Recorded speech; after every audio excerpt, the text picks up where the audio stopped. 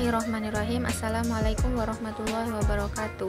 Baiklah, di sini saya akan menjelaskan tentang oogonium.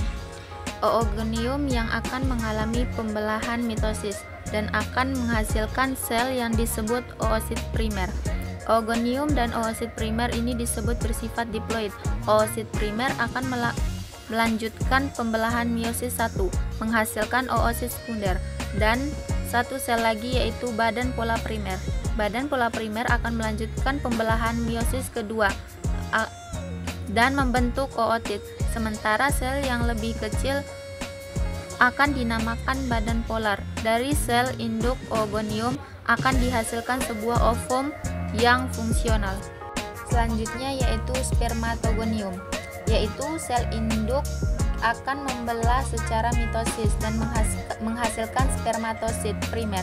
Selanjutnya akan melanjutkan pembelahan, yaitu pembelahan secara meiosis, tepatnya meiosis pertama dari pembelahan meiosis 1, spermatomosit primer, menghasilkan 2 buah sel spermatosit sekunder mengalami pembelahan meiosis 2 dan masing-masing akan dinamakan spermatoid. Spermatoid akan melanjutkan peristiwa pematangan dan akan menghasilkan sel-sel sperma atau spermatozoa. Selanjutnya saya akan menjelaskan tentang menstruasi. Yang pertama ada folikel ovarium, menunjukkan perkembangan folikel mulai dari yang direkrut, matang, ovulasi hingga berubah menjadi korpus luteum. Yang kedua ada suhu tubuh. Basal meningkat sedikit setelah ovulasi karena efek progesteron. Selanjutnya ada hormon perangsang folikel, meningkat di awal siklus untuk merangsang pertumbuhan folikel. Selanjutnya ada luteinizing hormon. Lonjakan mendadak terjadi sebelum ovulasi memicu pelepasan telur. Selanjutnya ada estradiol, diproduksi oleh folikel dan membantu menebalkan endometrium. Selanjutnya ada progesteron, diproduksi oleh korpus luteum setelah ovulasi, mempertahankan endometrium jika terjadi pembuahan. Yang ketiga ada histologi endometrium, menggambarkan penebalan lapisan endometrium selama fase folikular dan sekretori, diikuti pelepasan selama haid. Yang terakhir ada haid siklus. Haid siklus menstruasi, garis waktu dari hari pertama haid hingga hari terakhir siklus, menunjukkan perubahan fisiologi dan hormon secara bertahap. Selanjutnya saya akan menjelaskan tentang siklus menstruasi. Yang pertama ada haid. Haid hari pertama sampai hari kelima. Warna merah menandakan fase haid, di mana lapisan endometrium yang tidak dibutuhkan dikeluarkan dari tubuh melalui pendarahan. Yang kedua, fase proliferasi, hari ke-6 sampai hari ke-14. Yang pertama ada folikel sedang tumbuh di fase ini. Hormon FSH menstimulasi pertumbuhan folikel di ovarium. Yang kedua ada endometrium.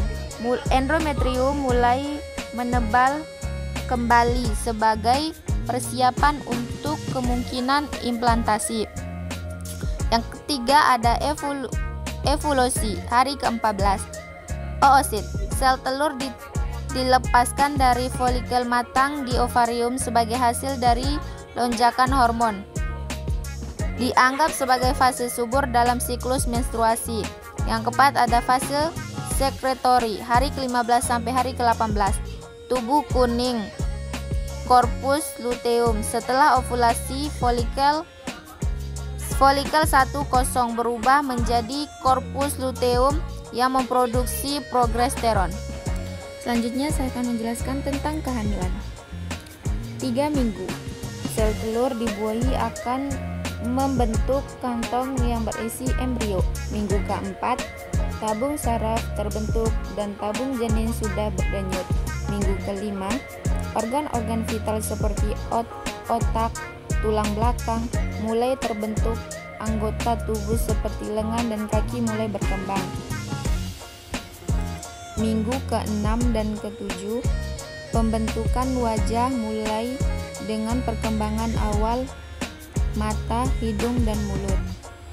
Minggu ke-8, organ-organ mulai berfungsi. Minggu ke-9, gerakan kecil mulai terjadi. Minggu ke-10, jari, tangan, dan kaki terpisah.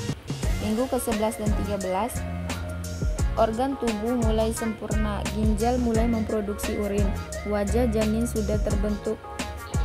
Tungkai tangan semakin berkembang. Janin mulai bergerak aktif. Minggu ke-14 sampai ke-18, rambut halus mulai tumbuh. Janin bisa mengusap ibu jari, paru-paru berkembang. Minggu ke-19 sampai 22, janin bisa merespons suara dari luar rahim hingga janin lebih aktif bergerak. Minggu ke-23 sampai 29, janin sudah memiliki tubuh yang besar seperti pubis dengan berat sekitar 1523 gram dan panjang 27,4 cm. Minggu ke-30 sampai 35, tendangan bayi sangat kuat dan ibu hamil merasa kontraksi perasu. Minggu ke-34 sampai 41, ibu hamil sering mengalami keputihan, mungkin akan melakukan persalinan.